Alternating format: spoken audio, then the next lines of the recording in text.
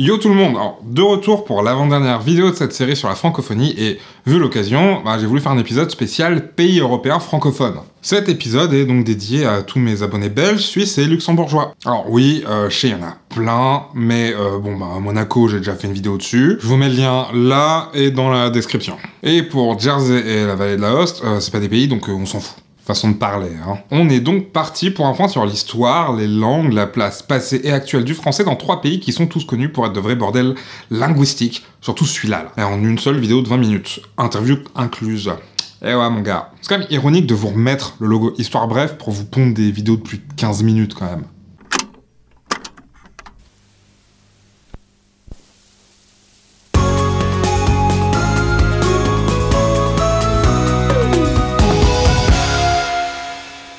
Alors, forcément, pas besoin de vous dire que je vais devoir être méga concis. Bon, du coup, je vous le dis, en fait. Je vais essayer d'équilibrer le contenu, mais je vous préviens, on va beaucoup parler de la Belgique. Parce que les Belges...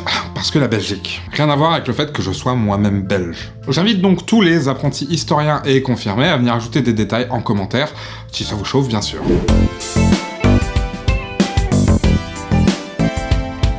Autant pour les voyages d'avant, on a dû prendre l'avion, ici on a fait un bébé tour d'Europe en train, en voiture, pour aller rencontrer des gens super intéressants, et puis voir du pays tant qu'à faire.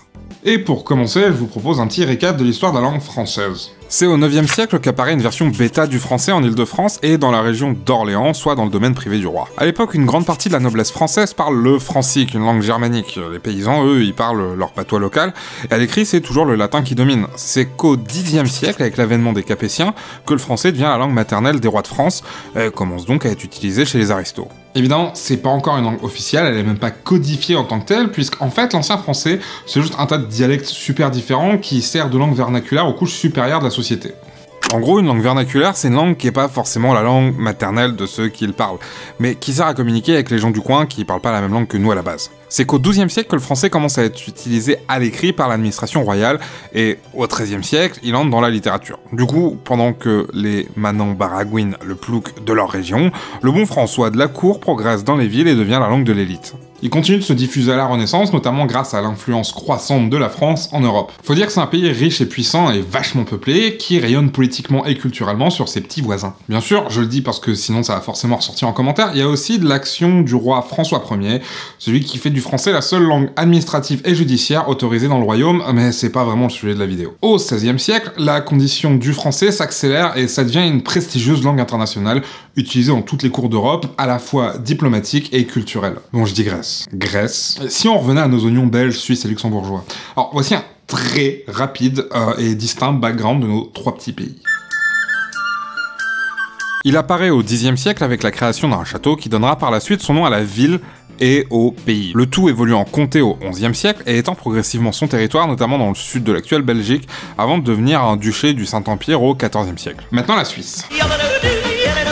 Le coin fait d'abord partie du duché de Bourgogne, puis divisé au 9e et 10e siècle entre une poignée de grandes familles européennes. Pour lutter contre cette oppression étrangère, la petite noblesse locale crée la Confédération suisse en 1291, qui grandit lentement mais sûrement par l'adhésion de cantons. Et enfin... Comment dire, voilà à quoi ressemble le pays au XIIIe siècle. En gros, ça regroupe une douzaine de comtés et de duchés différents. Donc ouais, on va pas en faire l'inventaire, juste un rapide récap sur les propriétés françaises en Belgique, à savoir le comté de Flandre. C'est le fief le plus riche de tout le royaume français et du coup, il se rebelle régulièrement pour obtenir son indépendance. Durant tout le XIVe siècle, les batailles s'enchaînent avec dans l'eau une défaite française en 1302, qui est devenue la fête nationale des Flamands. Bon, ça les a pas libérés, mais j'imagine qu'ils étaient contents sur le coup, hein. Puis au XVe siècle, la Belgique, excepté l'évêché de Liège, le Luxembourg et tout le bassin rhénan sont récupéré par le duché de Bourgogne avant de passer aux mains de la dynastie des Habsbourg, alias le taulier du Saint-Empire romain germanique, qui était ni romain, ni sain. Et sinon, niveau linguistique, ça se passe comment? Eh bien, pour 90% de la population, soit les pecnos sans éducation, ils parlent divers patois et dialectes régionaux. Picard, flamand, wallon, lorrain, champenois, luxembourgeois, etc., avec souvent des variations locales en prime. Sur ces fortes inégalités sociales, se calque une division linguistique avec, en Belgique, une élite francophone, des paysans qui parlent patois. comme le brabançon, une sorte de pré-flamand, et une bourgeoisie plus ou moins bilingue. Au Luxembourg, le français est adopté par l'élite dès le XIVe siècle, et à l'écrit, un bilinguisme français-allemand est instauré très tôt. Quant à la Suisse, c'est déjà un pays plurilingue, mais sans statut officiel pour le français. Ça, c'est réservé à l'allemand. Quoiqu'il soit beaucoup parlé dans la partie romande, sur place, il y a pas mal de conflits linguistiques, mais surtout religieux, avec la réforme protestante qui a bien fracassé l'Europe entre-temps. Voilà, maintenant vous connaissez les vagues de départ, c'est l'heure de la... Ça a pas mal chamboulé l'Europe, hein. Déjà parce que ça a inspiré d'autres peuples qui, comme les Belges fin 1789, se lancent dans leur propre révolution / guerre civile. Ensuite, parce que avec l'abolition de la monarchie, la France s'est mise sur la gueule avec une bonne partie de l'Europe, en particulier avec le Saint-Empire romain germanique. C'est notamment le cas en Belgique où dès 1792, l'armée républicaine écrase les troupes autrichiennes sur place avant d'annexer le pays en 1795. Et au passage, la France s'accapare aussi le Luxembourg, qui devient le département français des forêts. Sinon, on a aussi un peu envahi la Suisse. Ouais, c'est pas hyper cool dit comme ça, hein, mais en vrai, c'était surtout pour faire chier le pays de Vaud dans le canton de Berne. Alors en même temps, ils voulaient pas participer à notre super nouvelle république helvète aussi, là, celle que la France a fini par créer quand même en 1798, juste après avoir occupé le pays. Mais il y a des pays francophones qu'on n'a pas envahis ou ça se passe comment? Bref, à partir de 1799, Napoléon reprend la politique et lance des réformes linguistiques un peu partout en Europe. Ça marche plutôt bien en Belgique, où Napoléon reprend une politique de francisation des élites qui avait déjà été initiée sous domination autrichienne. L'idée est alors d'unifier sur le plan linguistique le nouvel État français, avec un système éducatif et judiciaire uniformément francophone sur l'ensemble du territoire. D'où Belgique et Luxembourg inclus. Comme je disais, ça a bien marché, pas justement chez les aristos, mais aussi parmi les classes moyennes néerlandaises qui ont largement adopté le français. Bon, ça a pas pris chez les paysans, certes, hein, mais c'était encore 60% d'analphabètes. Ils ont moyen aimé le côté j'impose une langue étrangère, et de toute façon, c'était pas vraiment le but de l'opération. Le vrai objectif était de faire du français la langue du pouvoir économique, politique, social, et là-dessus, c'est mission accomplie. Pour ce qui est de la Suisse, Napo chamboule pas mal de choses là-bas. Il impose une nouvelle constitution, fait un genre de protectorat français, redécoupe les territoires à sa guise et fait de la Suisse un état officiellement multilingue, avec une reconnaissance du français à l'égalité avec l'allemand et l'italien. Bon, évidemment, tout rebouge encore en 1815, avec la chute de Napoléon et le congrès de Vienne qui oblige la France à rendre tout ce qu'elle avait choisi en Europe, au profit des grandes puissances qui ont gagné la guerre, ça va sans dire. Du coup, on a dû abandonner, entre autres, la Belgique et notre beau département des forêts, alias le Luxembourg, qui pour l'occasion est promu grand-duché de la Confédération germanique. Et pour s'assurer que la France arrête enfin de faire chier le monde et que ses conquêtes à la con, un état tampon est créé entre nous et les Allemands. C'est fou comme la confiance règne, hein. Ce nouvel état s'appelle le Royaume-Uni des Pays-Bas. Il comprend les Pays-Bas, obvi, hein, mais aussi la Belgique. Le paquet, j'ai confié à Guillaume d'Orange, un roi hollandais qui, tant qu'à faire, est aussi nommé grand-duc du Luxembourg. Sinon, pour en finir avec le congrès de Vienne, c'est aussi à ce moment-là qu'a été officiellement reconnue la neutralité perpétuelle des Suisses, dont la nouvelle confédération continue d'ailleurs de s'agrandir avec l'arrivée de nouveaux cantons, Genève entre autres. Sur le plan linguistique, l'allemand est réinstauré comme une unique langue officielle, et c'est qu'en 1848, avec la création de l'État fédéral suisse, que le pays redevient officiellement et définitivement trilingue. Enfin, pas que, on verra ça en fin de vidéo. Et c'est tout pour l'histoire de la Suisse. Alors, laissez-moi vous introduire à votre premier... Dans ce tout nouveau Royaume-Uni des Pays-Bas, la bourgeoisie francophone catho-belge est hyper joyeuse d'être réunie avec des Hollandais protestants. Et ça s'arrange pas quand leur nouveau roi décide de faire du néerlandais l'unique langue officielle de Bruxelles, Louvain et des provinces flamandes. Pour la première fois en Belgique, un acte politique vient poser et reconnaître des régions linguistiques distinctes, séparées par une frontière officielle. Le néerlandais est alors censé remplacer le français dans l'enseignement, la justice et l'administration de Flandre, ce qui ne plaît pas du tout à la bourgeoisie flamande francisée, vu que parler néerlandais devient obligatoire pour bosser dans la fonction publique. Leurs jobs sont donc menacés et tout logiquement les Français s'opposent à cette politique. Les élites gueulent, mais surprise, le peuple flamand aussi est contre. Ouais, on pourrait croire qu'ils auraient kiffé, vu que le flamand c'est plus ou moins des dialectes différents du néerlandais. Mais souvenez-vous, les paysans ça parle encore surtout des patois analphabètes à l'époque, donc ils se sentent moyen concernés par l'initiative. De plus, de manière générale, les flamands n'ont pas du tout, mais alors pas du tout envie qu'une puissance étrangère méprisante leur impose sa langue, ce qui peut se comprendre. Bref, officiellement, le français ne reste en place qu'en Wallonie, mais il reste très pratiqué et bien ancré dans tout le pays, notamment à Bruxelles qui refuse d'adhérer à cette nouvelle politique linguistique pro-néerlandaise. À ça, vous rajoutez une tentative d'imposer le protestantisme à travers un projet d'État laïque, le tout dans une Belgique bien catho, plus des conflits fiscaux, et voilà. Tout le monde dans le pays s'allie contre le nouveau roi. Flamands et wallons, nobles et bourgeois, hauts et bas clergés, conservateurs et libéraux, militaires et paysans. Tout est donc prêt pour la révolution belge qui éclate en 1830. Guillaume Ier doit alors fuir aux Pays-Bas et dans la foulée, le pays déclare son indépendance. Tant qu'à faire. Au Luxembourg, la partie wallonne du pays prend le parti des révolutionnaires belges et soulève aussi contre Guillaume Ier, le Grand-Duc. La région obtient son indépendance et est rattachée au sud de la Belgique, devenant ainsi l'actuelle province belge du Luxembourg. Et vous savez pourquoi le reste du Grand-Duché n'a pas été annexé par la Belgique? Parce que c'était la propriété privée du Grand-Duc. Non, sans que c'est pour ça. Alors, les Belges ont bien essayé de racheter le Grand-Duché, mais finalement ils sont contentés de la province du Luxembourg, soit déjà une bonne moitié du territoire. Du coup, on en était où? Allez. Vu qu'ils ont viré Guillaume Ier, les Belges ont besoin d'un nouveau roi. Ils ont d'abord pensé à Louis d'Orléans, le fils du roi français, mais comme l'Angleterre fait un caca nerveux, pas de roi français en Belgique, hein. Enfin, il parlait pas comme ça, il parlait anglais, mais enfin, vous avez l'idée, quoi. Ils se rabattent sur Léopold Ier, un prince allemand qui vient de refuser le trône grec. Il s'était dit que ça serait trop compliqué, le con. Ouais, c'est un peu le sbeul, hein. Si on parlait plutôt de politique linguistique. La nouvelle constitution de 1830 ne reconnaît ni n'impose aucune langue officielle, laissant chacun libre de parler ce qu'il veut. Enfin, en théorie, hein, parce qu'en pratique, c'est le français qui sert de langue officielle, vu que c'est la langue des élites. Il occupe même le rôle très polyvalent de langue de la justice, de l'éducation, de l'armée et de l'administration. Et concrètement, ça veut dire quoi? Pour la justice, on part sur des lois rédigées uniquement en français et des plaidoiries qui se font qu'en français, avec des accusés flamands qui bitent rien à leur procès, mais bon. À l'école dès 1830, l'apprentissage du français est obligatoire en Flandre, mais bien sûr, le bilinguisme est pas du tout imposé en Wallonie, hein. Et pour ce qui est de l'université, c'est 100% francophone. Pas de surprise là-dessus non plus. Dans l'administration, les francophones ont les meilleurs postes niveau pognon et pouvoir, quand les flamands sont cantonnés à des postes subalternes.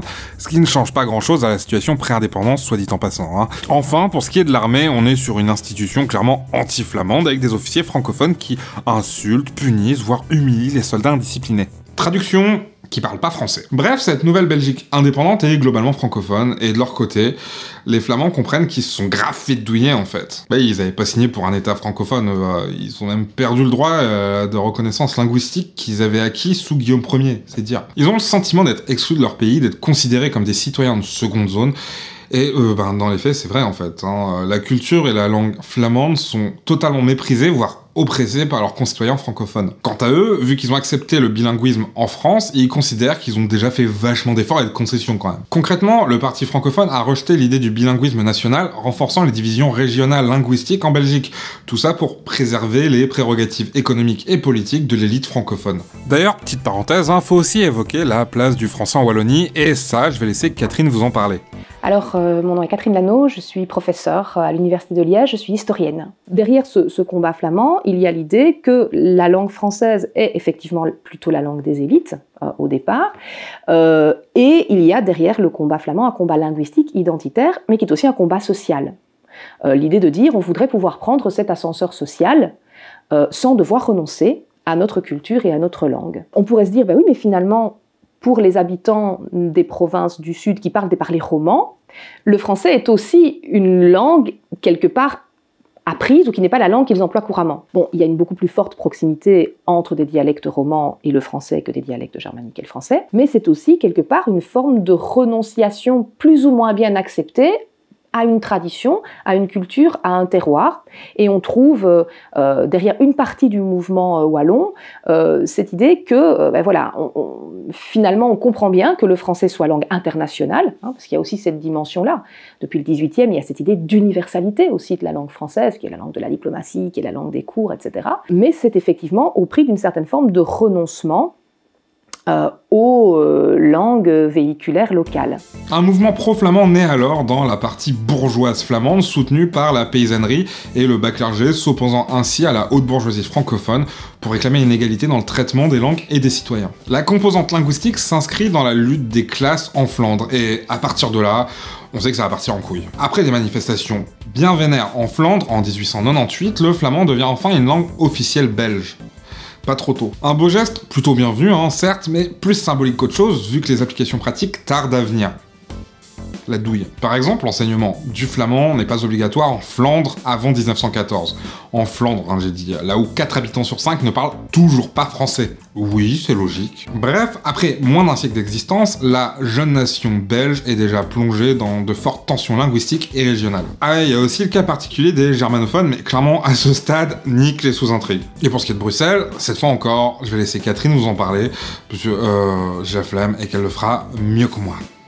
J'ai pas la flemme en fait, c'est faux, c'est écrit dans le texte. Hein. Bruxelles est une ville flamande, historiquement, mais c'est une ville qui va là aussi se franciser par ses élites progressivement. Les chiffres qui sont cités, hein, notamment par Hervé Asquin, montrent que à la veille des révolutions, donc vers 1780, il y a approximativement à Bruxelles, mais il n'y a pas beaucoup plus de 50 000 habitants à l'époque dans la ville, il y a approximativement 15% de la population qui va plus rapidement aller vers le français. Mais 15%. Et puis, Bruxelles va prendre l'importance qu'elle va prendre en termes de population, mais aussi parce qu'elle devient le centre de pouvoir, et puis c'est la capitale de la Belgique indépendante après 1830-31. Donc il va y avoir une inflation de population qui est entre autres liée au fait que c'est le centre administratif et donc les gens viennent y travailler, et que pour y travailler dans un pays où la seule langue officielle de facto est le français, voilà, il faut pouvoir parfaitement le maîtriser, ce qui fait qu'on se retrouve avec un rapport de 60-40, toujours en défaveur, si vous voulez, du français autour de 1850, et qu'on est à 50-50 en 1910, et puis qu'après la Seconde Guerre mondiale, on est à 75-25 en faveur du français.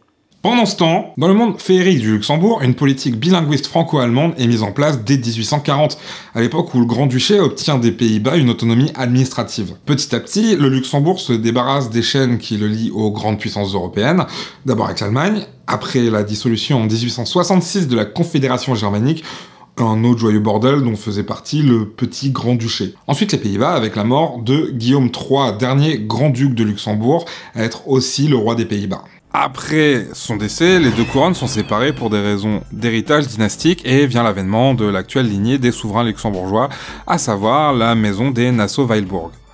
Résultat, en 1868, c'est l'indépendance du Luxembourg qui connaît une douce harmonie linguistique. Le luxembourgeois est même reconnu comme une langue officielle à part entière, étant introduit à l'école primaire dès 1912. Après, vous connaissez les bails, hein, c'est les guerres mondiales, alors on passe directement à l'après-guerre et au-delà. Non, c'était un prank à la place, un autre. En 1921 est votée une première loi linguistique nationale qui crée 3 régions linguistiques unilingues bien définies.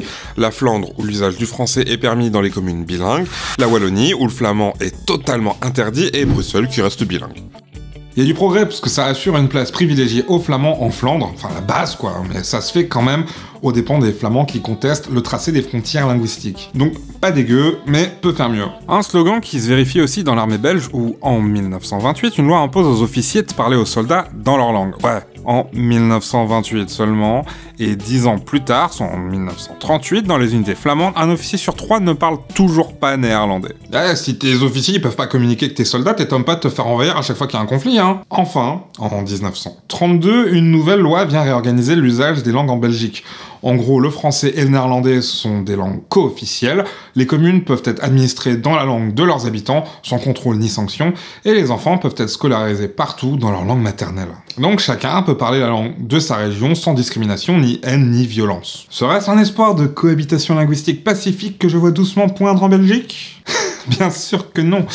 Parce que la Belgique. Et aussi parce que la Seconde Guerre mondiale, hein, parce que les nazis occupent la Belgique et collaborent à fond avec des nationalistes flamands. Du coup, après la guerre, même si la population flamande n'a pas plus collaboré que ça, les francophones en profitent pour foutre à la poubelle toutes ces réformes linguistiques. J'avoue, l'histoire n'aide pas non plus la Belgique. Hein.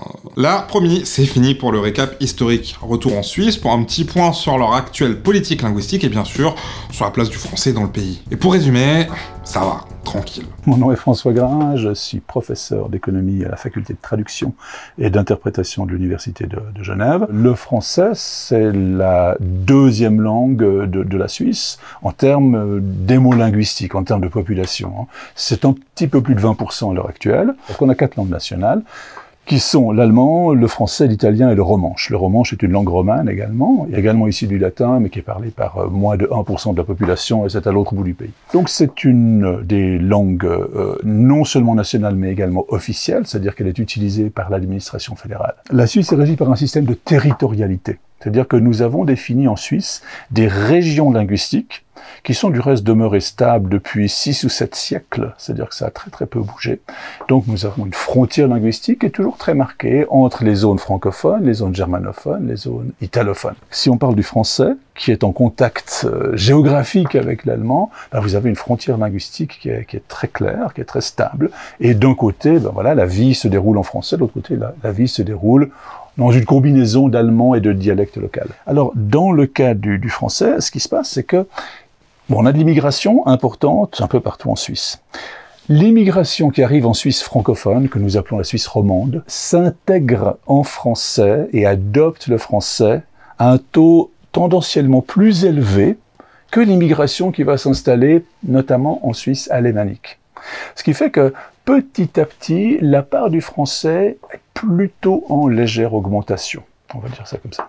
Donc, si c'est un canton unilingue français, la justice, l'économie, l'administration, la politique, l'école, les médias, enfin la vie quoi, se fait en français. Et si t'habites ailleurs, tu parles autre chose. C'est tout. Certes, il y a aussi le cas particulier des 3 cantons bilingues, de Genève avec ses 20% d'habitants, mais on va plutôt parler de la seule toute petite crise linguistique que j'ai pu trouver dans ce monde de cordialité et de montagne. Le contexte ? Depuis les années 70, en Suisse, la langue que t'apprends à l'école est celle de ton canton. Sauf si t'es une minorité linguistique, mais là on s'en fout. Puis à la fin du primaire, tu commences une LV2, à savoir une autre langue nationale. Jusque-là, ça va. Mais en 1997, le canton de Zurich fout le sbeul en introduisant l'apprentissage de l'anglais en LV2 dès la première année du primaire. Forcément, face à cette énorme mesure de punk révolutionnaire, eh ben des tensions éclatent. Partout, on dénonce l'affaiblissement du trilinguisme suisse, avec un anglais dominant qui viendrait remplacer petit à petit les connaissances des autres langues nationales chez les petits Suisses germanophones. Ouais, j'ai fait cette blague.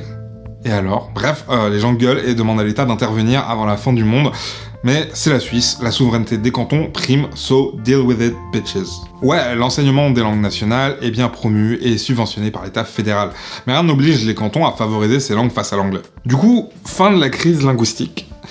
Et du point sur la Suisse. Voilà. Pendant ce temps, au Luxembourg, il existe 2 langues officielles, l'allemand et le français, plus le luxembourgeois qui est une langue nationale, chacune avec leur usage et leur place en société. Par exemple, le luxembourgeois est la langue maternelle des habitants, celle qu'on parle en privé et en famille. Pour ce qui est du français, c'est une langue utilisée couramment dans l'administration et l'enseignement secondaire et supérieur. Il y a aussi l'anglais qui, s'il n'a pas de statut administratif, est très parlé, surtout dans le monde du travail. Faut dire que le Luxembourg est le pays européen avec la plus forte proportion d'étrangers, qui représente la moitié de la population. On pourrait croire que ça ferait de l'anglais la première langue du pays, mais surprise, c'est bien le français qui sert de lingua franca. Alors, bien sûr, ça dépend des gens, des situations, et t'auras sûrement des tas de potes qui te diront qu'au Luxembourg, ils ont surtout parlé anglais. Mais, 75% des travailleurs frontaliers au Luxembourg sont francophones, français ou belges. Et de 2, le français est quand même parlé par 96% des habitants. Ah, c'est pas rien, mais faut relativiser, vu le putain de melting pot linguistique qu'est le Luxembourg, le français n'y est que la 3e langue principale de la population après le luxembourgeois et le portugais. L'immigration, tout ça... Et c'est la langue maternelle que d'1/6 de la population. En fait, pour les nouveaux habitants, apprendre le français est plus simple que d'apprendre le luxembourgeois. C'est pas peu dire. Bref, le français est une langue d'usage, une langue utilisée au quotidien, mais qui reste une langue étrangère et frontalière. Donc, comme en Suisse, ça se passe bien avec le multilinguisme, mais contrairement à la Suisse, cette cohabitation linguistique pacifique ne passe pas par une séparation territoriale des langues. Au Luxembourg, on parle de tout, partout, et cette mixité linguistique est un véritable atout pour le Grand-Duché, et comme on dit, on n'y passe jamais une journée à ne parler qu'une langue. Bon, c'est chouette, hein, quand tout se passe bien, mais c'est un peu chiant aussi. Allez, on repart pour...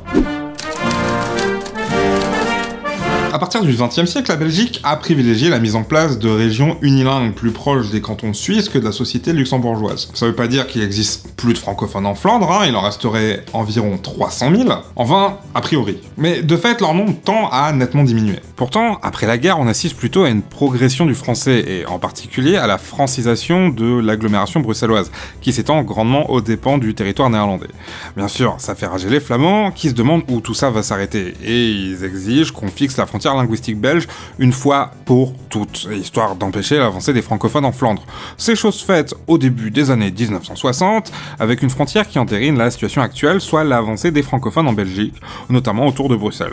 Les Flamands sont donc moyennement joyeux, mais bon, ils commencent à avoir l'habitude, hein.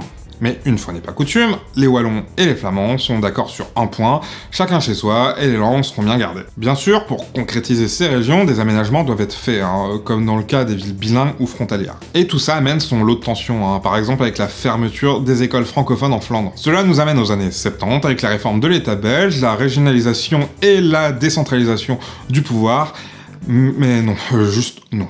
Non, j'en parlerai pas, hein, comme si la vidéo était pas déjà assez longue. Pour résumer, la Belgique est un de ces rares cas européens où les langues officielles sont quasi interdites dans la moitié du pays, sans protection pour les minorités linguistiques. C'est un genre de guerre froide sans mur au sein du même pays, une situation extrême mise en place pour apaiser d'importantes tensions politiques, sociales et culturelles, le tout cristallisé et symbolisé par la question linguistique. Et la Bruxelles actuelle là-dedans, professeur Lano, je vous en prie.